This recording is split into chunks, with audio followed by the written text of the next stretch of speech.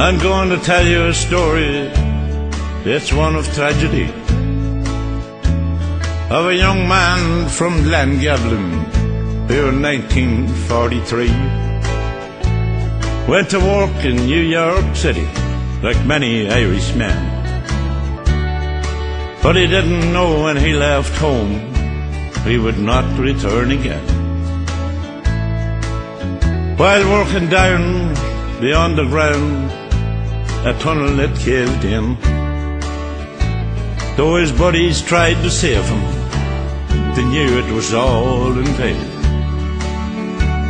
Before he died, through tears he cried, "Grant me my last request, take me back home to Llangablin for my eternal rest."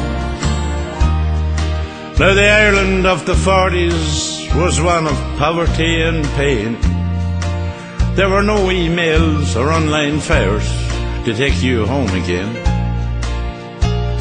10 days it took a letter to tell his parents of their loss, but they could not bring their boy back home.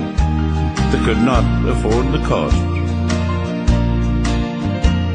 At 8 o'clock that evening his funeral mass was said, and his workmates they all gathered to mourn their buddy who was dead. He was buried the next morning 3,000 miles from home in the New York City churchyard. Now he lies all alone. Meanwhile, back in Ireland, in his home village of Glen, 4 girls were walking down the road. The time was 1 a.m. They heard a sound and looked around, and much to their surprise, a funeral cortege all in black went slowly walking by. Well, now you've heard my story, you may think it's just folklore, but I got to believe my mother. She was one of the 4.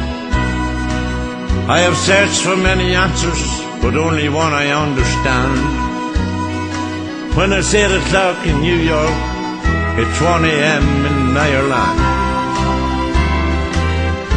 Now strange things often happen that no one can explain, and throughout their lives those 4 girls never saw that sight again. Was a young boy's last wish granted by a power not by men? While his body lies in New York, his spirit rests in Glen.